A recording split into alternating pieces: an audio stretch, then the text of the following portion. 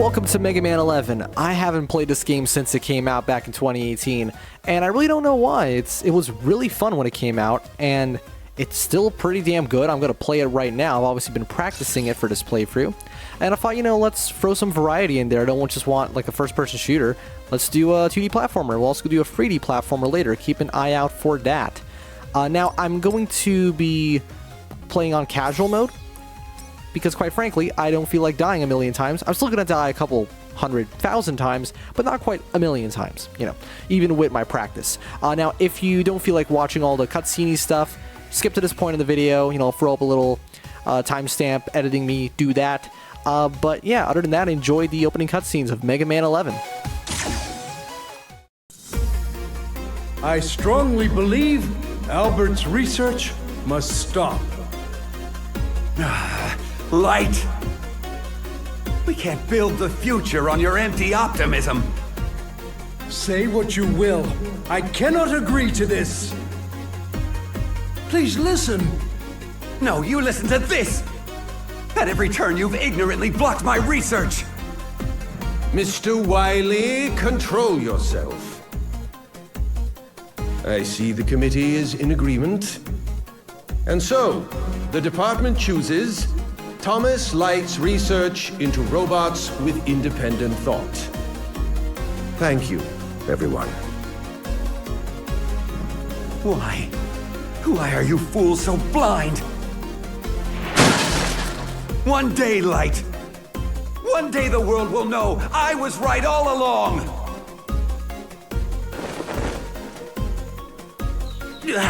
Bad memories make the worst dreams. A genius of my caliber needs sleep to keep his brain in gear. Wait. That research from my youth. Yes! Now I'll show you, Light! This is a Japanese game.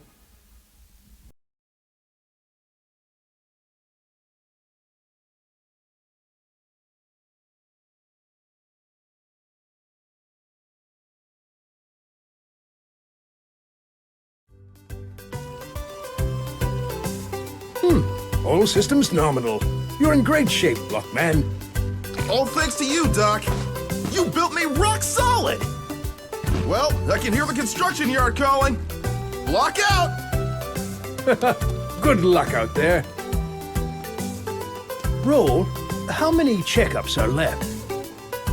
Let's see. We just finished with Blockman. That leaves Torch Man, Acid Man, Impact Man, Bounce Man, Fuse Man, Tundra Man, and Blast Man. Just 7 to go. Oh, brother, there's no end to them. Doc, how about giving your favorite assistant a break? I don't need a break, Otto.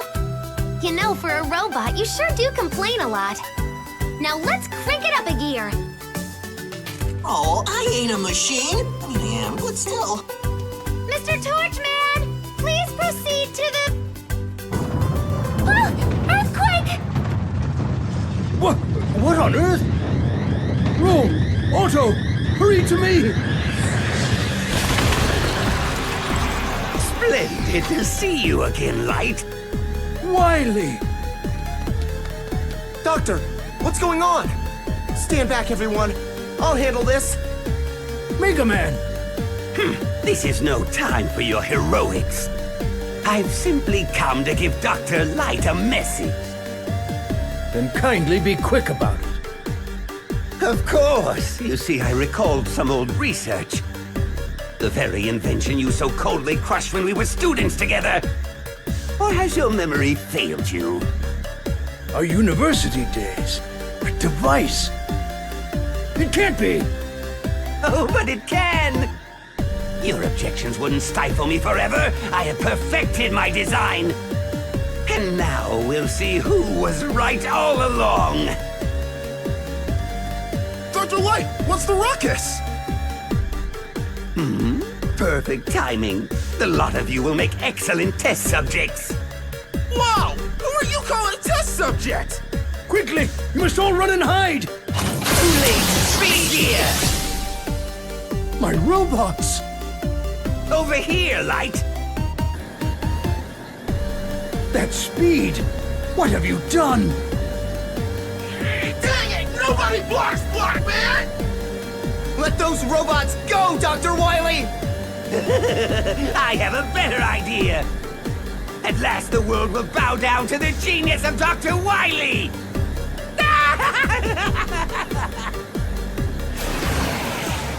Doctor, I'll go after Wily. Wait, Mega Man! Wily's invention is called the Double Gear System. It's designed to push robots far beyond their normal strength and speed. If he really has completed it, I'm afraid you won't stand a chance. But we can't just let him get away! Mega Man, I can tell you won't be stopped. Very well. This is the prototype double gear system that Wily developed back at Robot University. If I install this into your circuits, you may be able to stop him. But it's dangerous. Double gear places great strain on robot systems. I can take it, Doctor. I want to do this no matter the cost. Hook me up! As you wish. The installation will take some time. There's a lot of work to do. The double gear system is fully installed. Mega Man, rise and shine! Go get him, Mega Buddy! And remember, your old pal Otto is here to help out. Mega Man, that dirty Wily won't know what hit him. Mega Man, you're doing a noble thing. Be careful out there. Doctor, roll. Otto, I'll be back soon.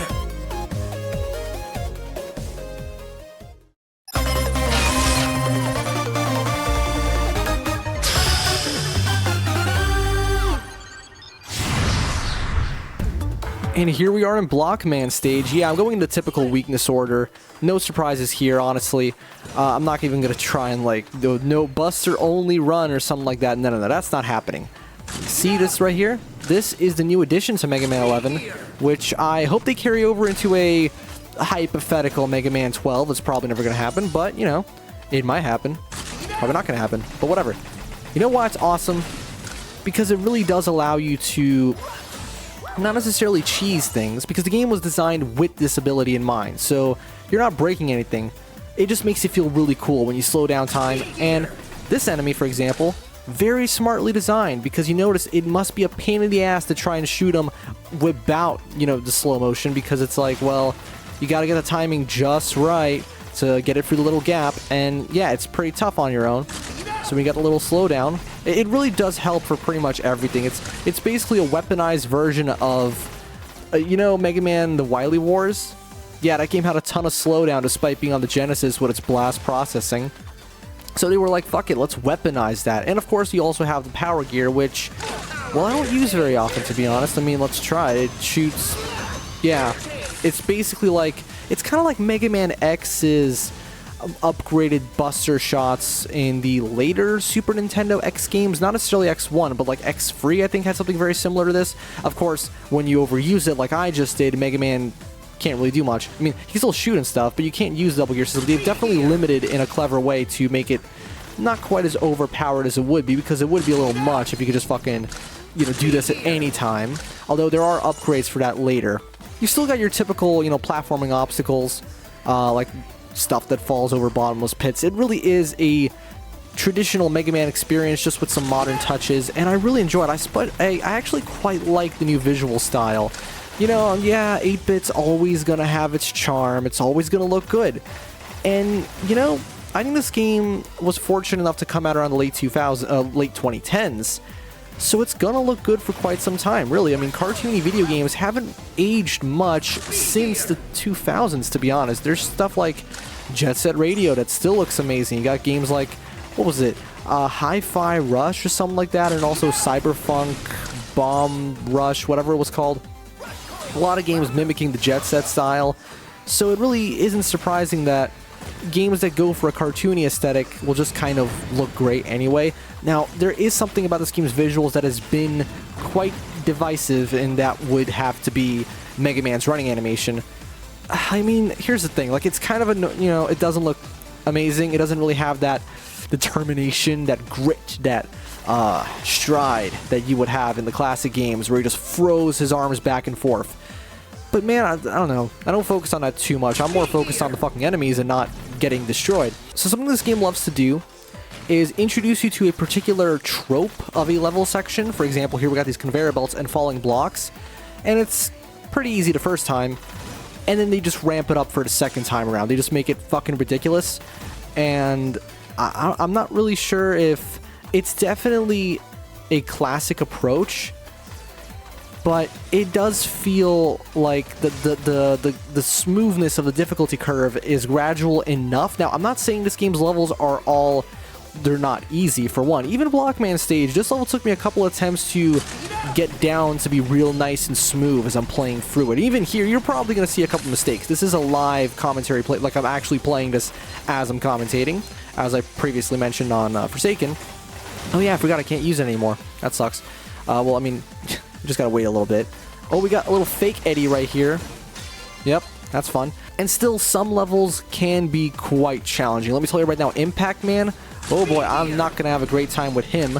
I had to practice him quite a lot for this playthrough, and even then, I'm not super confident in what's gonna happen right now. But we'll get to him when we get to him. We're still on Blockman, who's basically, if you think about them, like Impact Man easy mode. But okay, now the level tropes are quite different. You don't have those Guts Man moving platforms, but one thing at a time right now. So yeah, again, as I mentioned, we've got a previous level set piece, these moving structures, but this time it's just a little more challenging. Still nothing too tough, but hey, we got an E-Tank. That's right, E-Tanks are once again in the game, as you would expect them to be from a Mega Man game. It's just that, remember that one weird period of time when Mega Man just okay. That's number one. Oh, because I'm on casual mode, the save states... Oh, save states. We don't have save states here, but we do have checkpoints. They're quite generous. Anyway, remember that one really weird period of time when Mega Man kind of ditched E-Tanks? I don't know what was up with that, but to be fair, they weren't super necessarily because... Yeah, okay, Mega Man 8 wasn't exactly the most difficult game in the series. Base, on the other hand... Okay, that one. Now, this section right here... Holy shit, I hate it so much because it's really, it's the part of the game where it starts to show its teeth. You start to realize, okay, no, this may be modern, this may be 2018, not 1988. That actually went fairly well, Again, that was like probably my 10th time doing it today, to be fair, so I would expect to get a little bit better at this. But platformers are such an acquired taste. It's interesting because they used to be so popular. But I guess just the dexterity that they require just kind of got too much for the casual audience. I'm not sure. It's honestly surprising that they're still around at all. And I'm glad they are, because there's a certain charm to them. And I'm not just talking because indie platformers and, fan game stuff, those are always going to exist no matter what Nintendo tries to do. Of course. But I'm talking about, mainstream stuff like this and the Sonic games and Mario and stuff like that. Mario Wonder, that one's pretty good, hot take, it's okay. No, it's great, obviously. It's a 2D Mario game. Excellent. Now, we don't actually have any weapons as of now, so of course we're going to have to take this guy on our own, without using any special weapons. His patterns really aren't too tough, so basically he jumps when you shoot. He's just like Jump and Shoot Man. He drops the little blocks. It's just observation, right? Speaking of which, what I found really interesting? The fact that remember Some Call Me Johnny's marathon, the Mega Man marathon back in like the early 2010s? Well, Caddy, in the late 2010s did his own video on all the Mega Man games, and it's interesting how their approaches differ. It's like Johnny was all about, patience and observation. Caddy was about confidence and perseverance. It was really interesting how, two different people can have those different approaches to playing the same kind of game. What do I think? I have no fucking idea, honestly. I'm not really experienced in Mega Man enough to say for sure what my definitive strategy is. I just kind of do whatever it takes to get... Fuck, okay, yeah. The fist, you gotta wait a little bit for it and go under. The slam, you go up to the wall. You shoot the big obvious glowy red thing. To be fair, though, I have been able to dodge the slam previously by getting really close to him. I'm gonna fucking die, aren't I? I got that E-Tank, though. You know what? Should I do... fuck it, let's play it safe. Don't want to ruin the flow of the recording here. Let's just use the E-Tank. we can always buy more, because just like Mega Man 9 and 10, we do have a shop system. Yeah, you jump over these guys, and don't forget about the double gear system. If anything if it ever gets too tough, we got double gear.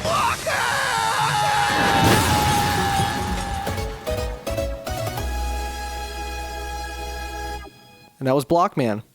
It wasn't really too tough, to be honest. He's a great, Buster only, starting boss, as you would expect. They pretty much designed him exclusively for that. And what do we get from him? Well, I already know what we get from him. We get, actually, I don't know the name of the weapon. What is the name of the weapon? It's the block dropper. We drop blocks, and this is actually a new addition. We get to, well, yeah, if you hit ZR, which I believe is, yep, we get to actually control Mega Man in this, which is a really neat little addition to actually figure out exactly what it does. And here's the real magic of the double gear system. So, speed gear, whatever. Now, if you use the power gear, it pretty much powers up the weapon, kind of like Mega Man X. Yeah, that's really all there is to it. I believe it uses, I think it uses more ammo. I mean, it should use more ammo for balancing. Maybe it doesn't, though, because it's already limited by the fact that you can't be in the power gear system forever. Either way, we're going to take out Acid Man in part 2 of Mega Man 11. See you then.